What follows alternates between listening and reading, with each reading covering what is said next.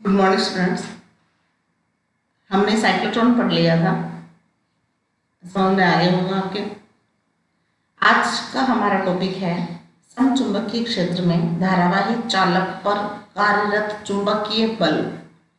समचुंबकीय क्षेत्र ऐसा क्षेत्र, चुंबकीय क्षेत्र जिसमें प्रत्येक बिंदु पर चुंबकीय क्षेत्र का मान समान हो। समचुंबकीय क्षेत्र होगा धारावाही चालक, ऐसा चालक तार जिसमें धारा प्रवाहित होती है। उस चालक तार को हम अगर चुंबकीय क्षेत्र में ले जाते हैं तो उस चुंबकीय क्षेत्र, उस चालक तार पर एक बल लगेगा।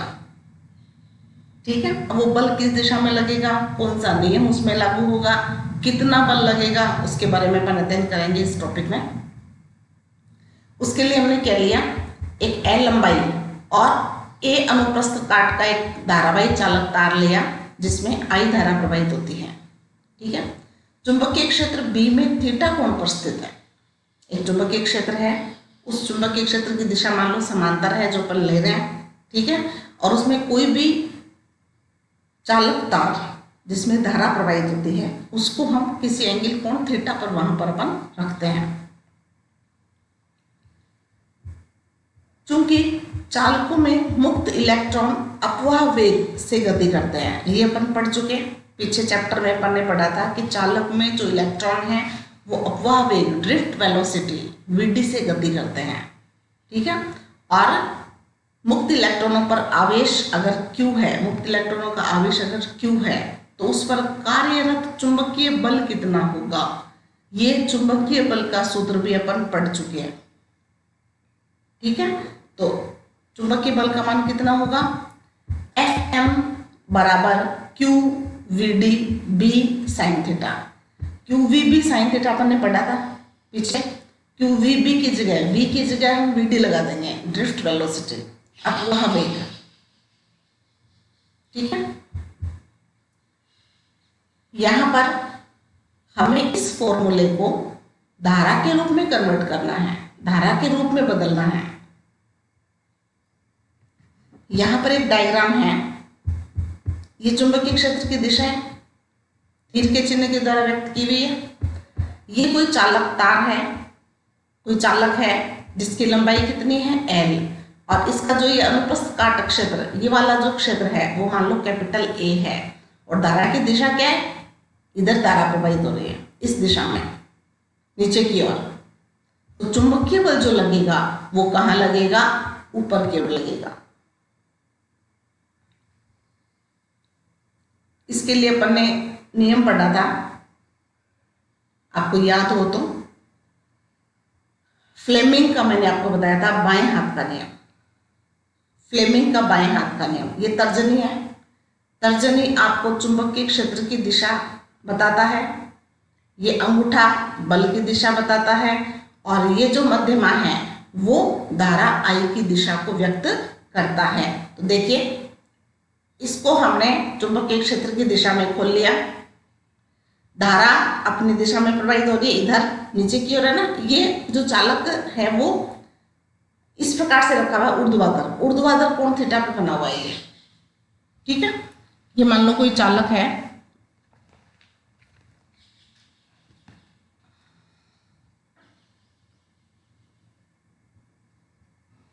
अभी यहाँ कोई बात नहीं जाने यार, कोई भी चालक तार है, वो चालक तार, ये मान लो चालक तार है, ये ऊर्ध्वाधर रखा हुआ है।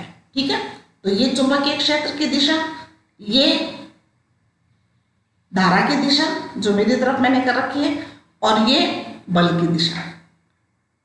अब ये जो धारा की दिशा है, ये धारा इस चुंबकीय क्षेत्र के साथ कोई कोण थीटा पे हो सकता है, कोई भी कोण थीटा पे।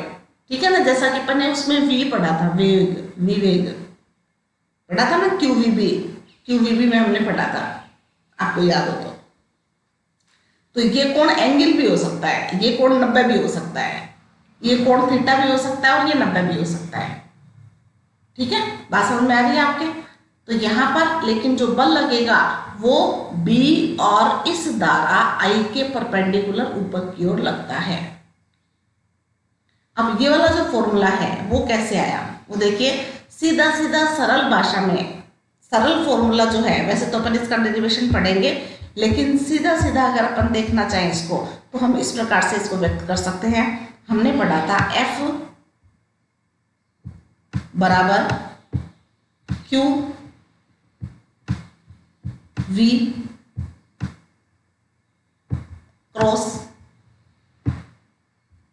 B,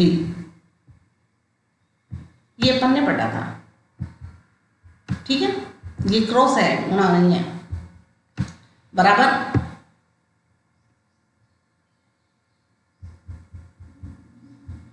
आप आवेश को चेंज कर दो, आवेश को बदल दोगे और वेग को बदल दोगे। वेग का सूत्र और आवेश का सूत्र दोनों सूत्र आप जानते हैं। आवेश बराबर होता है धारा, धारा गुणा समय होता है ना। आवेश बराबर धारा गुणा समय, धारा बराबर आवेश बटे समय, विद्युत धारा बराबर Q अपॉन T, I बराबर Q अपॉन T अपन पढ़ा है अपन ने। ठीक है ना, तो Q बराबर IT होता है। और यहाँ पर वेग V बराबर, वेग V बराबर क्या होता है, दूरी बटे समय, दूरी बटे समय, ये अपन पढ़ चुके। ठीक है, क्रॉस B,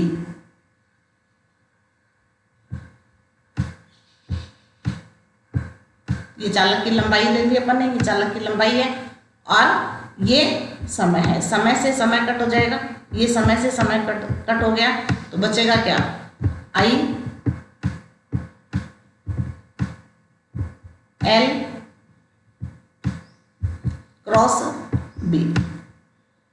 ये तो सीधा सीधा सूत्र है, आप ऐसे इसको चेंज नहीं करोगे। मैंने तो सीधा सीधा आपको बताया जिससे आपको याद रहे कि आप इसका ऐसा चेंज कर सकते हो। इसका डेरिवेशन अपन अभी पढ़ेंगे कि अपन ने कैसे इसको बदला है। ये F बल है जो सदिश है। ठीक है, तो यहाँ आवेश को बदल दिया और वेग को बदल दिया। आवेश और वेग दोनों बदलने पर हम धारा का सूत्र, ये बल का सूत्र जो है वो लिख सकते हैं। F बराबर Q V क्रॉस B होता है। V की जगह दूरी बटे समय मतलब लंबाई बटे समय आ जाएगा। आवेश बराबर Q गुणा T आ जाएगा, T से T कट जाएगा तो I L क्रॉस B। ये सीधा सीधा सूत्र आ गया।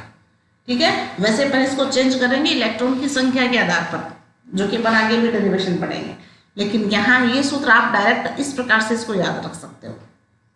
और जो दिशा है, बल की दिशा, धारा की दिशा और चुंबकीय क्षेत्र की दिशा आपको ये, ठीक है। और इसको हथेली के नियम के द्वारा भी व्यक्त कर सकते हो। दोनों रूप में मैं आपको बताऊंगी। हथेली के रूप में भी आप इसको व्यक्त कर सकते हैं। इसमें जो अंगुलियां हैं वो चुंबकीय क्षेत्र की दिशा को व्यक्त करेगी, अंगूठा धारा की दिशा को व्यक्त करेगा, और ये हथेली की जो डायरेक्शन है, हथेली की जो डायरेक्शन है वो बल की दिशा को व्यक्त करेगी। इसको भी आप खोल कर देख लीजिए। मैंने हाथ आपको दिख रहा है, दाहिना हाथ मेरा, ठीक है। इस दाहिने हाथ को आप इस तरह से खोलिए कि चुंबकीय क्षेत्र आपके सामने स्क्रीन पर है। चुंबकीय क्षेत्र की दिशा में आप अंगुलियां खोल लीजिए ऐसे, और अंगूठा अपनी तरफ कर लीजिए, खुद की तरफ, और चुंबकीय क्षेत्र की दिशा को आपको इस तरह से उधर करना है। दिख रहा है सबको? तो बल की दिशा का है, हथेली का है ऊपर की ओर। बल कहाँ लगेगा? ऊपर की ओर लगेगा, इस प्रकार से। ठीक है, दिख रहा है सबको? अंगुलियां चुंबकीय क्षेत्र की दिशा की ओर है। सामने स्क्रीन पर आप खुद खोल सकते हैं अपना हाथ, दाहिना हाथ, अंगूठा खुद की तरफ कीजिए, अंगुलियों को आप उधर कीजिए, हथेली ऊपर की ओर जाएगी। ठीक है, इसी प्रकार बायां हाथ अगर आप लेते हैं तो बाएं हाथ में इस प्रकार से मध्यम, तर्जनी, मध्यमा और अंगूठा तीनों को आप इस प्रकार से खोलिए। ये जो है वो चुंबकीय क्षेत्र की दिशा को, तर्जनी चुंबकीय क्षेत्र की दिशा में खोलिए तो मध्यमा खुद की तरफ आ जाएगा, अपनी तरफ। ये धारा की दिशा है तो बल कहाँ लगेगा? ऊपर की ओर। ठीक है, इन दोनों हाथों को आप अपने आप खोलिए खुद, जिससे आपको आगे डायरेक्शन का पता चलेगा। आगे अपन एक टॉपिक पढ़ेंगे, उसमें बल की दिशा आपको ज्ञात करनी पड़ेगी कि बल कहाँ लगेगा। वहां आप उसको रट नहीं सकते कि आपने रट लिया कि तार सिकुड़ रहे हैं और तार फैल रहे हैं। ठीक है ना? तो ये दोनों हाथों वाले जो नियम हैं वो आपको पता होने चाहिए। क्लियर होगी ये बात? डायग्राम समझ में आ गया आपके कि चुंबकीय क्षेत्र कहाँ है? ये यहाँ पर जो धारा है आई, ये थीटा कोण पर है, इसलिए यहाँ साइन थीटा आ जाएगा। यहाँ थीटा का मान अगर 90 डिग्री है तो वो जो तार अपन लेते हैं, चालक तार जो लेते हैं, उसको खुद की तरफ ले लो। ठीक है, मैं पेन से आपको एग्जाम्पल देके बताती हूँ, लेकिन यहाँ मुझे कहीं पेन एक बार नजर नहीं आ रहा, तो आप इस प्रकार से देख लीजिए। चालक तार जो है वो आप खुद की तरफ है, चुंबकीय क्षेत्र इधर है, तो बल कहाँ लगेगा? तार पर ऊपर की ओर लगेगा। मैं तार लेके आपको बता सकती हूँ कि ये तार है, ये तार की लंबाई, ठीक है। चुंबकीय क्षेत्र इधर से इधर है, ठीक है, तो इस तार पर बल कहाँ लगेगा? ऊपर की ओर। ये तार यूं मुड़ जाएगा, ऊपर की ओर बल लग रहा है तो तार यूं मुड़ जाएगा। यूं समझ में आ रहा है? सबको दिख रहा है? ठीक है, तो ये मैंने परपेंडिकुलर ले रखा है, तार को परपेंडिकुलर ले रखा है। बात समझ में आ गई?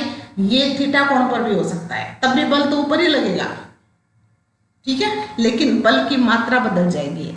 मैंने आपको बताया था कि अगर 90 डिग्री है तो बल सबसे ज्यादा लगेगा, ये अपन कंडीशन पढ़ चुके थे, ठीक है, क्योंकि 90 डिग्री का मान sin 90 का मान सबसे ज्यादा होता है। अब यहाँ पर अपन डेरिवेशन पढ़ेंगे कि वो जो सूत्र मैंने आपको बताया था सिंपल तरीके से, उसको अपन इलेक्ट्रॉन के लिए या आवेशों के लिए किस प्रकार से ज्ञात करेंगे। तो Fm जो मैग्नेटिक फोर्स, चुंबकीय बल जो है वो Q VB साइन थीटा, यहाँ V की जगह अपन VD का यूज करेंगे अपवाह वेग के लिए। यदि एकांक आयतन में n इलेक्ट्रॉन, अब अपन चालक की बात कर रहे हैं, जो अपन ने L लंबाई का चालक लिया था जिसका अनुप्रस्थ काटक क्षेत्र A था, जिसमें I धारा प्रवाहित हो रही थी, उसके एकांक आयतन में अगर इलेक्ट्रॉन की संख्या n है तो V आयतन में इलेक्ट्रॉन की संख्या कितनी होगी? n इंटू V, ठीक है ना। ये डेरिवेशन भी हमने अपवाह वेग जो टॉपिक पढ़ा था उसमें ये डेरिवेशन हमने कर रखा है। V आयतन है, आयतन होता है क्षेत्रफल गुणा लंबाई, तो V की जगह हम क्षेत्रफल गुणा लंबाई लिख सकते हैं। चालक की लंबाई हमने L ले रखी है, स्मॉल l या कैपिटल L आप ले सकते हैं। तो ये टोटल इलेक्ट्रॉन हो गए, इलेक्ट्रॉन की संख्या हो गई कि L लंबाई के A अनुप्रस्थ काट के किसी चालक में इलेक्ट्रॉन की संख्या कितनी है? NaL। अब हमें आवेश ज्ञात करना है कि उन सभी इलेक्ट्रॉनों पर आवेश की मात्रा कितनी है। तो एक इलेक्ट्रॉन पर आवेश कितना होता है? स्मॉल e होता है ना, ये आप जानते हैं, सब जानते हैं कि प्रति इलेक्ट्रॉन आवेश कितना होता है? E। तो इतने इलेक्ट्रॉनों पर आवेश कितना होगा? तो E से गुणा कर देंगे, ठीक है। एक इलेक्ट्रॉन पर आवेश अगर E है तो इतने इलेक्ट्रॉनों पर आवेश कितना होगा? तो NaL गुणा E से गुणा कर दिया तो ये टोटल आवेश आ गया। मतलब हमने L लंबाई का जो चालक छड़ ली थी उसमें टोटल इलेक्ट्रॉन की संख्या हमने निकाल ली और टोटल हमने चार्ज निकाल लिया, टोटल हमने आवेश निकाल लिया। ये आ गया NaLe। क्लियर? अब इस समीकरण का मान, ये जो Q का मान हमने निकाला, इस Q का मान हम कहाँ रख देंगे? यहाँ इस Q की जगह।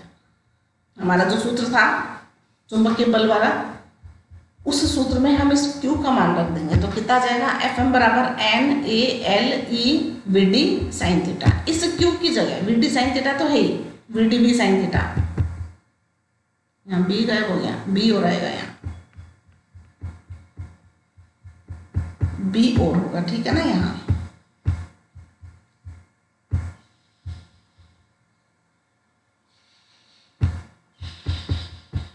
B हो रहेगा।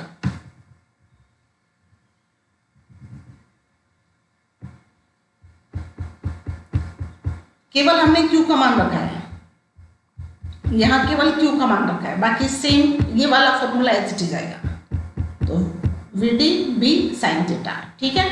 अब I बराबर क्या होता है? Q बटा T होता है ना। तो यहाँ Q का मान क्या है? NaLe। NaLe ये Q का मान है, Q का मान हमने Q की जगह रख दिया।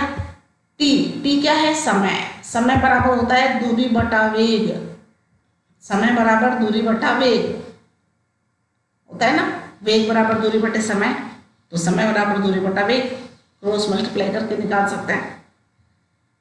एल से एल कट जाएगा, वीटी पलट कर ऊपर आ जाएगा, तो आई बराबर क्या आ गया, आई बराबर एन ए ई वी डी। अब एफ वह वेग है, ये ई इलेक्ट्रॉन है, ये आवेश है, ये क्षेत्रफल है, और ये प्रति एकांक आयतन में इलेक्ट्रॉन की संख्या। हमारा जो फॉर्मूला था ये वाला, इस पूरे फॉर्मूले में हम एन ए ई, एल तो बड़ा रहने दो, एल तो था नहीं, एन ए ई वी डी, देखो एन ए ई वी डी, इसकी जगह हम क्या रख देंगे, I, N A L V D, इसकी जगह हम क्या रख देंगे, आई।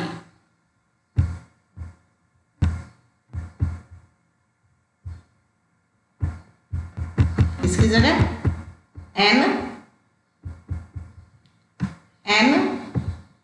ए ई और वी डी, इन चारों की जगह हम आई रख देंगे। आई रखेंगे तो क्या जाएगा, आई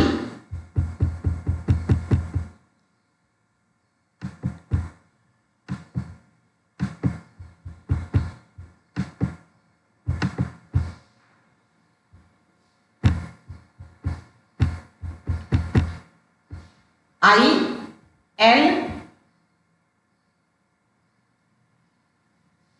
B sine theta, I L B sine theta, ठीक है। इसको अपन ने आई के रूप में वहां ले लिया। अब साइन थीटा को हटाएंगे तो निश्चित रूप से क्या करेंगे, क्रॉस लगाएंगे। विद्युत धारा अदिश राशि होती है, ये अपन ने जब विद्युत धारा पढ़ा था तब अपन ने देख लिया था वहां, तो ये तो आई तो बाहर आ जाएगा, और l cross b, l cross b, लंबाई जो है चालक तार की लंबाई एल और चुंबकीय क्षेत्र बी परस्पर किसी कोण पर होंगे। अगर लंबवत होंगे तो यहाँ थीटा का मान 90 आ जाएगा, अगर उसकी दिशा में है थीटा का मान 0 आ सकता है। तो इस प्रकार से अपन इसको चेंज कर सकते हैं। तो ये समझ में आ गया। ये फॉर्मूला मैंने आपको सीधे सीधे तरीके से वहां बता दिया था कि डायरेक्ट अपन याद रखने के लिए सीधा अपन कैसे निकालेंगे उसको और कैसे उसको याद रखेंगे। F बराबर क्यू वी भी अपन जानते हैं, और क्यू वी बी को बदल कर आपको आई एल भी करना है। क्यू की जगह आई आ जाएगा, वी की जगह एल आ जाएगा, और चुंबकीय क्षेत्र भी है या। अब मैंने जो आपको जो नियम बताए, फ्लेमिंग के बाएं हाथ का नियम, फ्लेमिंग के बाएं हाथ के नियम में, ये बाएं हाथ है, फ्लेमिंग के बाएं हाथ का नियम ये है, ठीक है। अंगूठा बल, ये चुंबकीय क्षेत्र और ये धारा की दिशा। तो इस नियमानुसार यदि बाएं हाथ के अंगूठे तर्जनी मध्यमा को परस्पर लंबवत इस प्रकार फैलाएं कि तर्जनी चुंबकीय क्षेत्र बी की दिशा को, ये तर्जनी है जो चुंबकीय क्षेत्र बी की दिशा को व्यक्त कर रही है, देखिए ये वाली, ये चुंबकीय क्षेत्र की दिशा को व्यक्त कर रही है, ये मध्यमा है जो धारा की दिशा को व्यक्त करती है। तो अंगूठा जो है वो बल की दिशा को व्यक्त करेगा। यही बाएं हाथ के फ्लेमिंग का बाएं हाथ का नियम है, ये मैंने आपको बता रखा है, ठीक है। दाएं हाथ की चपेट का नियम या हथेली का नियम, दाएं हाथ की हथेली का नाम, ये दायां हाथ है, हथेली का नियम मैंने आपको बताया था। अंगुलियां जो है वो चुंबकीय क्षेत्र की दिशा को व्यक्त करेगी, अंगूठा धारा की दिशा को व्यक्त करेगा। तो हथेली की जो दिशा है वो बल की दिशा को व्यक्त करती है। अगर चुंबकीय क्षेत्र की दिशा अंदर की ओर है, पृष्ठ के अंदर की ओर है, धारा अगर इधर प्रवाहित हो रही है तो बल कहाँ लगेगा, ऊपर की ओर। इसको कैसे भी आप घुमा सकते हो, जहां भी चुंबकीय क्षेत्र की दिशा उसकी तरफ आप अंगुलियां खोल लो, जहां धारा प्रवाहित हो रही है वहां आप अंगूठा खोल लो। तो हथेली की डायरेक्शन जो है, हथेली कहां जा रही है, ठीक है ना, हथेली की जो डायरेक्शन है वो आपके चुंबकीय, ये जो बल की दिशा होगी, चुंबकीय बल की दिशा। क्लियर हो गया, समझ में आ गया सबके। इस नियमानुसार दाएं हाथ के अंगूठे व अंगुलियों को परस्पर लंबवत इस प्रकार फैलाएं कि अंगुलियां चुंबकीय क्षेत्र B की दिशा को तथा अंगूठा धारा की दिशा को प्रदर्शित करे तो चपेट की दिशा, चपेट मतलब चपाटा, जो बच्चों की गाल पे पड़ता है ना, यूं अगर किसी के बच्चे को अपन मारते हैं तो डायरेक्शन कहाँ रहती है, चेहरे की डायरेक्शन कहाँ रहेगी, उधर की ओर रहती है ना। तो ये चपाटे की दिशा है, जो चपाटा पड़ता है। बात समझ में आ गई? तो ये बल की डायरेक्शन होगी। यहां पर जो अपन नियम पढ़े थे अपन वहां पर, ये यहां पर काम आएंगे। जो सूत्र वहां पढ़ा था हमने, F बराबर IL/B sin थीटा, वो फॉर्मूला, और जो हमने दोनों बल पढ़े थे वो बल यहाँ इस टॉपिक में यूज आएंगे। इसमें क्या दे रखा है, दो समांतर धारावाही चालकों के मध्य कार्यरत चुंबकीय बल। दो समांतर तार है, दोनों में धारा प्रवाहित हो रही है, दोनों को हमने चुंबकीय क्षेत्र में रख रखा है, चुंबकीय क्षेत्र वहां लगा रखा है हमने। तो उन दोनों चालक तारों पर किस प्रकार से बल लगेगा, किस दिशा में लगेगा, उसके बारे में हम यहां पढ़ेंगे। ठीक है, दोनों में धारा की जो धारा का मान है वो अलग अलग प्रवाहित हो रहा है। दोनों चालक तारों की लंबाई भी अलग अलग हो सकती है, L1 और L2 ले सकते हैं अपन। और दोनों चालक तारों के मध्य बीच की जो दूरी है वो मान लो D है, अल्प दूरी D है। इसमें देखो 2-3 फॉर्मूले काम आएंगे जो अपन ने पीछे पढ़ रखे हैं। बायसावर्त का नियम अपन ने पढ़ा था, उसमें चुंबकीय क्षेत्र B का सूत्र हमने पढ़ रखा है ना, तो वो भी सूत्र यहाँ पर काम आएगा, क्योंकि हमें यहाँ पर IL/B में B का मान रखना पड़ेगा। ठीक है, तो जब दो समांतर धारा, ये टॉपिक इंपॉर्टेंट भी है, ये बड़े प्रश्नों के लिए इंपॉर्टेंट है, जो 4 नंबर के प्रश्न आते हैं उनके लिए इंपॉर्टेंट है, परीक्षा में ये प्रश्न आया हुआ भी है, तो इसको आप ध्यान से देखेंगे। जब दो समांतर धारावाही चालकों को परस्पर एक दूसरे के समीप रखा जाता है तो वे एक दूसरे के चुंबकीय क्षेत्र से प्रभावित होते हैं तथा इस स्थिति में चुंबकीय बल प्रभावी होता है। इन चुंबकीय बलों की प्रकृति धारा प्रवाह की दिशा पर निर्भर करती है। ये तो अपन ने देख लिया कि धारा जिस दिशा में प्रवाहित होती है बल की डायरेक्शन भी बदल जाती है। अगर धारा की दिशा बदल जाएगी तो उस चालक पर लगने वाले बल की दिशा भी बदल जाती है। ठीक है, जैसे कि देखिए चुंबकीय क्षेत्र इधर है, धारा ऊपर की ओर प्रवाहित हो रही है, तो क्या होगा, बल जो लगेगा वो इधर लगेगा। अब अपन क्या कर रहे हैं, चुंबकीय क्षेत्र की दिशा हमने नहीं बदली, हमने केवल धारा की दिशा बदली है, धारा नीचे की ओर कर दी, चुंबकीय क्षेत्र उधर ही है, तो बल की डायरेक्शन देखो बदल गई, बल इधर लगेगा। धारा अगर ऊपर है तो बल इधर लगेगा, धारा की दिशा अगर नीचे की ओर है तो बल इधर लगेगा, इधर।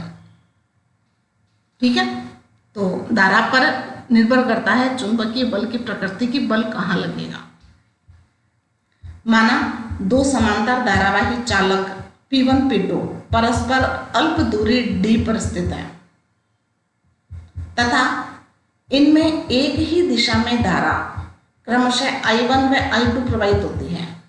एक ही दिशा में धारा प्रवाहित होती है, तो इस स्थिति में देखिए ये धारा एक ही दिशा में प्रवाहित हो रही है दोनों में।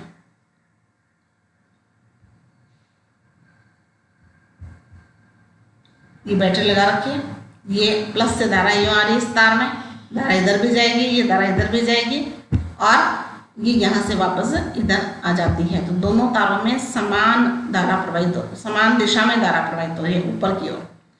पहले अपन बात करते हैं PQ तार की। PQ तार आप देख रहे हैं, ये तार मुड़ा हुआ नहीं है, आप मानो तार सीधा है। ठीक है, ये चुंबकीय क्षेत्र की जो दिशा है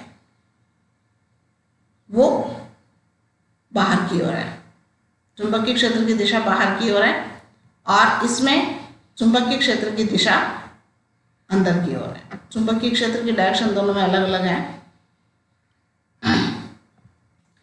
इस डायग्राम से देखिए आप, चुंबकीय क्षेत्र की दिशा एक में बाहर की ओर है और एक में अंदर की ओर।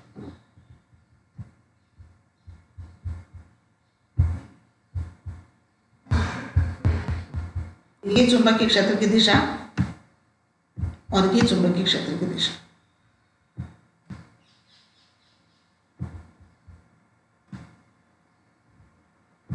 इसमें चुंबकीय क्षेत्र की दिशा बाहर की ओर और इसमें चुंबकीय क्षेत्र की दिशा अंदर की ओर।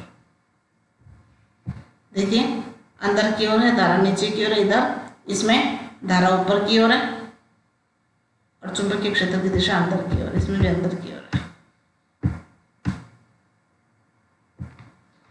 धारा नीचे की ओर है, चुंबकीय क्षेत्र की दिशा अंदर की ओर है, तो बल इधर लगेगा, और धारा की दिशा ऊपर है और चुंबकीय क्षेत्र अंदर की ओर है तो इधर लगेगा। ठीक है, इधर चुंबकीय क्षेत्र, धारा ऊपर की ओर है, चुंबकीय क्षेत्र अंदर की ओर है तो इधर लगेगा, इसमें धारा ऊपर की ओर है, चुंबकीय क्षेत्र बाहर की ओर है तो इधर लगेगा। हाँ, अब देखिए, इसमें ये चालक तार है, इस चालक तार में धारा कहाँ प्रवाहित हो रही है? ऊपर की ओर। केवल पीक्यू तार की बात कर रहे हैं हम अभी, दिख रहा है सबको पीक्यू तार, और ये तार मान लो सीधा एकदम। धारा की दिशा कहाँ है? ऊपर की ओर। तो धारा की दिशा ऊपर की ओर है तो हमने अंगूठा ऊपर की ओर खोल लिया। चुंबकीय क्षेत्र की दिशा मैंने यहाँ डॉट लगाया है, तो चुंबकीय क्षेत्र की दिशा कहाँ है? पृष्ठ के लंबवत बाहर की ओर। तो चुंबकीय क्षेत्र की दिशा पृष्ठ के लंबवत बाहर की ओर है। तो आप पृष्ठ से बाहर की ओर, लंबवत बाहर की ओर करोगे तो इस अंगुलियों को अपनी तरफ खोलो। अंगूठा ऊपर की ओर है, अंगुलियां खुद की तरफ है, तो बल हथेली कहाँ जा रही है? इधर जा रही है। हथेली देखो इधर जा रही है, ठीक है ना? तो हथेली इधर जा रही है, इसका मतलब क्या हुआ? इस तार पर बल कहाँ लग रहा है? इधर की ओर। तो पहले ये तार सीधा था, सीधा तार था, अब इस पर चुंबकीय क्षेत्र अंदर की ओर है तो अंदर की ओर झुक जाएगा ये। ठीक है, यहां पर देखिए, चुंबकीय क्षेत्र की दिशा क्रॉस लगा रखा है, अंदर की ओर है। तार में धारा ऊपर की ओर, धारा ऊपर की ओर प्रवाहित हो रही है। ठीक है, चुंबकीय क्षेत्र की दिशा पृष्ठ के लंबवत अंदर की ओर है, तो इस प्रकार से खोल लो, पृष्ठ के लंबवत अंदर की ओर कर लिया, तो हथेली कहाँ जा रही है? इधर। तो तार कहाँ मुड़ जाएगा? अंदर की ओर। इसमें धारा की दिशा ऊपर की ओर, चुंबकीय क्षेत्र इधर, बल इधर। तो दोनों जो तार है, दोनों तार में आकर्षण बल शो हो रहा है, आकर्षण बल प्रदर्शित हो रहा है। ठीक है, ठीक इसी प्रकार इस डायग्राम में देखिए, सबसे पहले अपन पीक्यू तार की बात करते हैं। धारा कहाँ प्रवाहित हो रही है? ऊपर की ओर। धारा ऊपर की ओर है, चुंबकीय क्षेत्र अंदर की ओर है, तो बल कहाँ लगेगा? इधर। ठीक है, इसमें RS जो तार है उसमें धारा कहाँ प्रवाहित हो रही है? नीचे की ओर। चुंबकीय क्षेत्र कहाँ है? अंदर की ओर, तो बल कहाँ लगेगा? बाहर की ओर। तो इस दूसरा वाला जो तार है, RS तार है, उसमें बल इधर लग रहा है, और PQ जो तार है उसमें बल इधर लग रहा है। मतलब दोनों तार एक दूसरे से दूर भाग रहे हैं, अर्थात यहाँ पर जो बल लग रहा है वो प्रतिकर्षण बल लग रहा है। ये वाला जो डायग्राम है इससे आप दोबारा देखिए, ये तार है PQ तार, जिसमें I धारा प्रवाहित हो रही है ऊपर की ओर। इसमें भी I धारा ऊपर की ओर प्रवाहित हो रही है, दोनों में समान दिशा में धारा प्रवाहित हो रही है। ठीक है, चुंबकीय क्षेत्र कहाँ है? चुंबकीय क्षेत्र है, क्रॉस लगा रखा है ना, तो चुंबकीय क्षेत्र की दिशा अंदर की ओर है। देखो ये तीर का निशान अंदर की ओर कर रखा है। ठीक है, ये डॉट है, मतलब चुंबकीय क्षेत्र की दिशा बाहर की ओर है। तो इसी दिशा में आप इस दाहिने हाथ को खोलिए। धारा की दिशा में अंगूठा, चुंबकीय क्षेत्र की दिशा बाहर की ओर है, तो खुद की तरफ अंगुलियां कर लो, तो बल इधर लगेगा। तो PQ तार पर बल इधर लगेगा। ये जो वायर है इस पर बल कहाँ लगेगा? अंदर की ओर। ऐसे देखो, बल अंदर की ओर लग रहा है, F। तो अंदर की ओर जब बल लगेगा तो तार ऐसे मुड़ जाएगा, ये तार ऐसे मुड़ जाएगा। ठीक है, इसी प्रकार RS जो तार है उसमें देखिए, धारा की दिशा ऊपर की ओर है, चुंबकीय क्षेत्र अंदर की ओर है। चुंबकीय क्षेत्र अंदर की ओर है, धारा की दिशा ऊपर की ओर है, तो बल कहाँ लगेगा? PQ तार की ओर। ठीक है, देखिए बल अंदर की ओर लग रहा है, हथेली अंदर जा रही है, नहीं हो, हथेली की डायरेक्शन ये है। समझ में आ गई बल की दिशा? अब इसमें देखिए, इस तार में क्रॉस लगा रखा है, मतलब चुंबकीय क्षेत्र अंदर की ओर है, धारा कहाँ प्रवाहित हो रही है? नीचे की ओर है। धारा की दिशा में अंगूठा, चुंबकीय क्षेत्र की दिशा में अंगुलियां। खोल ली, सबको दिख रहा है। बल कहाँ लग रहा है, हथेली कहाँ जा रही है, बाहर की ओर। ये देखो बल, ये बल बाहर की ओर। ठीक है, समझ में आ गई दिशा। PQ तार में देखिए, PQ तार में धारा ऊपर की ओर और चुंबकीय क्षेत्र की दिशा यहां क्रॉस लगेगा, डॉट नहीं है, यहां क्रॉस है।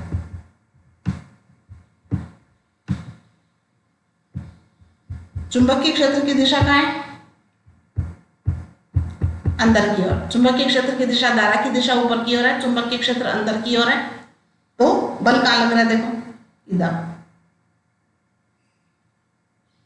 ठीक है, तो इन दोनों में चुंबकीय क्षेत्र की दिशा अंदर की ओर है और धारा विपरीत दिशा में प्रवाहित हो रही है। इसमें धारा की दिशा समान दिशा में है और चुंबकीय क्षेत्र एक तार में अंदर की ओर है, दूसरी तार में बाहर की ओर।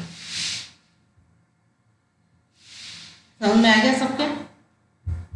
तो ये आकर्षण प्रकृति को व्यक्त करेगा और ये प्रतिकर्षण प्रकृति को व्यक्त करेगा। अब आपने यहाँ एक बात नोटिस की होगी कि यहाँ पर B1, जबकि धारा I2 प्रवाहित हो रही है, तो हमने चुंबकीय क्षेत्र B1 क्यों लिया?